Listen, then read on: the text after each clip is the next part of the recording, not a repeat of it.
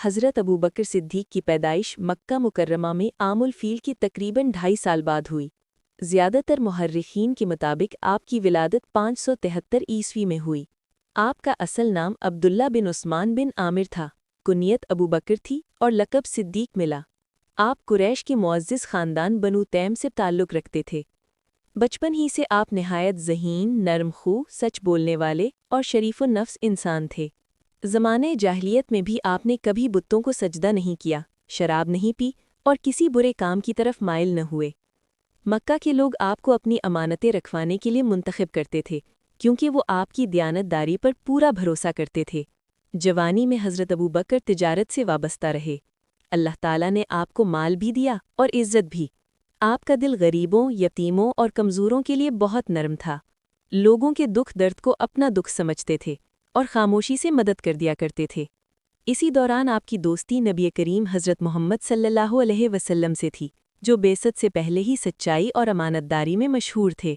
جب نبی کریم صلی اللہ علیہ وسلم نے نبوت کا اعلان فرمایا اور اللہ کی وحدانیت کی دعوت دی تو حضرت ابو بکر نے ایک لمحہ بھی سوچنے میں ضائع نہیں کیا، نہ سوال کیے، نہ دلیل مانگی، بلکہ فوراً ایمان لے آئے۔ آپ اسلام قبول کرنے والے پہلے آزاد مرد تھے۔ اسی پختہ یقین اور سچ کی فوری تصدیق کی وجہ سے آپ کو صدیق کہا گیا۔ آپ نے اسلام قبول کرنے کے بعد اپنی پوری زندگی دین کے لیے وقف کر دی۔ حضرت ابو بکر نے نہ صرف خود اسلام قبول کیا بلکہ بہت سے لوگوں کو اسلام کی طرف لائے۔ آپ کی کوششوں سے حضرت عثمان، حضرت عبد الرحمن بن عوف، حضرت سعد بن ابی وقاص اور حضرت زبیر بن عوام جیسے عظیم صحابہ مسلمان ہوئے۔ مکہ میں جب مسلمانوں پر ظلم بڑھا تو حضرت ابو بکر کا دل تڑپ اٹھا۔ آپ نے اپنی دولت اللہ کی راہ میں خرچ کر کے کئی غلام آزاد کروائے، جن میں حضرت بلال حبشی سب سے نمایاں ہیں۔ جب حضرت بلال کو تپتی ریت پر لٹایا جاتا تو حضرت ابو بکر نے انہیں خرید کر آزاد کر دیا اور صرف اللہ کی رضا چاہی۔ جب معراج کا واقعہ پیش آیا اور کفار نے اس پر مذاق اڑایا تو حضرت ابو بکر نے پورے یقین سے نبی کریم صلی اللہ علیہ وسلم کی تصدیق کی۔ آپ نے فرمایا کہ اگر نبی صلی اللہ علیہ وسلم نے فرمایا ہے تو بالکل سچ فرمایا ہے۔ اسی دن آپ کی صداقت پوری امت پر ظاہر ہو گئی۔ ہجرت کے موقع پر نبی کریم صلی اللہ علیہ وسلم نے حضرت ابو بکر کو اپنا ساتھی منتخب فرمایا۔ دونوں مکہ سے نکلے اور غار ثور میں قیام کیا۔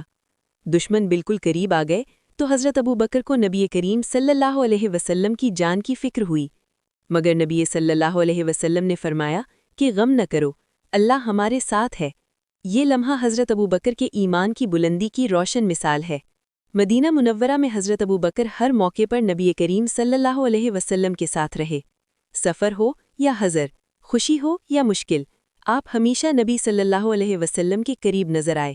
نبی کریم صلی اللہ علیہ وسلم نے اپنی بیماری کے دنوں میں نماز کی امامت حضرت ابو بکر کو سونپی، جو آپ کی عظمت کی واضح دلیل ہے۔ نبی کریم صلی اللہ علیہ وسلم کے وصال کے بعد امت پر غم کا پہاڑ ٹوٹ پڑا۔ اس نازک وقت میں حضرت ابو بکر نے امت کو سنبھالا اور ایمان افروز خطبہ دیا۔ اس کے بعد آپ کو مسلمانوں کا پہلا خلیفہ منتخب کیا گیا۔ خلافت سنبھالتے وقت آپ نے عاجزی سے فرمایا کہ میں تم نے سب سے بہتر نہیں، اگر میں درست رہوں تو میرا ساتھ دینا اور اگر غلطی کروں تو مجھے سیدھا کر دینا۔ حضرت ابو بکر کی خلافت تقریباً 2 سال اور 3 ماہ رہی۔ اس دوران آپ نے دین کی حفاظت کے لیے مضبوط فیصلے کیے۔ زکوٰۃ سے انکار کرنے والوں کے خلاف کارروائی کی، جھوٹے مدعیان نبوت کا مقابلہ کیا اور اسلام کو بکھرنے سے بچایا۔ آپ کے دور میں قرآن مجید کو ایک کتاب کی صورت میں جمع کیا گیا، جو اسلام کی تاریخ کا نہایت عظیم کارنامہ ہے۔ حضرت ابو بکر صدیق نے کل تقریباً 63 سال کی عمر پائی، جو نبی کریم صلی اللہ علیہ وسلم کی عمر کے برابر ہے۔ 22 جمادی الاخرہ 13 ہجری کو آپ کا وصال ہوا۔ آپ کی خواہش کے مطابق آپ کو روضہ رسول صلی اللہ علیہ وسلم کے پاس دفن کیا گیا۔ آج آپ کی قبر مبارک مدینہ منورہ میں نبی کریم صلی اللہ علیہ وسلم کے پہلو میں ہے، جو آپ کی محبت، قربانی اور عظمت کی سب سے بڑی گواہی ہے۔ حضرت ابو بکر صدیق کی پوری زندگی ایمان، سچائی، عاجزی، قربانی اور اللہ پر کامل بھروسے کی روشن مثال ہے، جو قیامت تک آنے والے مسلمانوں کے لیے مشعل راہ ہے۔ حضرت ابو بکر صدیق رضی اللہ عنہ کے قصے واقعات ان کی سچائی، عاجزی، قربانی اور ایمان کی اعلیٰ مثال پیش کرتے ہیں۔ ایک دن حضرت ابو بکر نے دیکھا کہ لوگ اللہ کی راہ میں قربانی نہیں دے رہے اور بہت سے مسلمان غریب اور محتاج ہیں۔ آپ نے اپنی پوری دولت اللہ کی رضا کے لیے وقف کر دی۔ آپ نے کئی غلام خریدے اور آزاد کر دیا تاکہ وہ اللہ کی عبادت کر سکیں، جن میں حضرت بلال حبشی رضی اللہ عنہ سب سے مشہور ہیں۔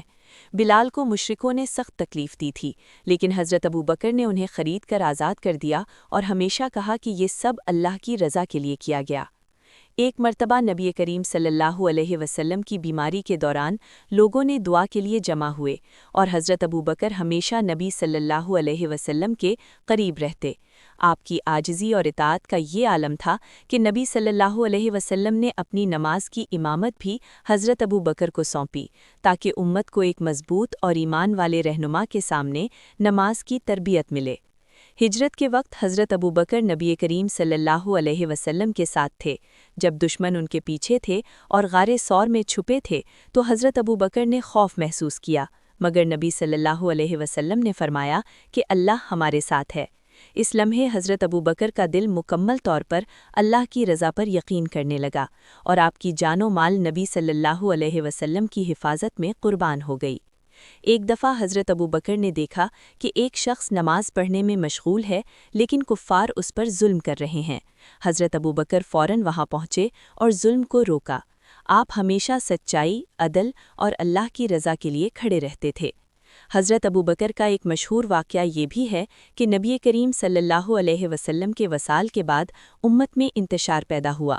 حضرت ابو بکر نے خطبہ دیا کہ جو محمد صلی اللہ علیہ وسلم کی عبادت کرتا تھا وہ جان لے کہ محمد صلی اللہ علیہ وسلم فوت ہو گئے ہیں، لیکن جو اللہ کی عبادت کرتا ہے وہ ہمیشہ زندہ ہے۔ اس خطبے نے امت کو سنبھالا اور خلافت کے لیے ان کا انتخاب ہوا۔ آپ کے دور میں قرآن کو ایک کتاب کی صورت میں جمع کیا گیا تاکہ ہر مسلمان اس کی تعلیم حاصل کر سکے اور اللہ کا کلام ہمیشہ محفوظ رہے۔ حضرت ابو بکر نے خلافت کے دوران دین کی حفاظت کے لیے اپنی جان اور مال ہر قیمت پر قربان کیا۔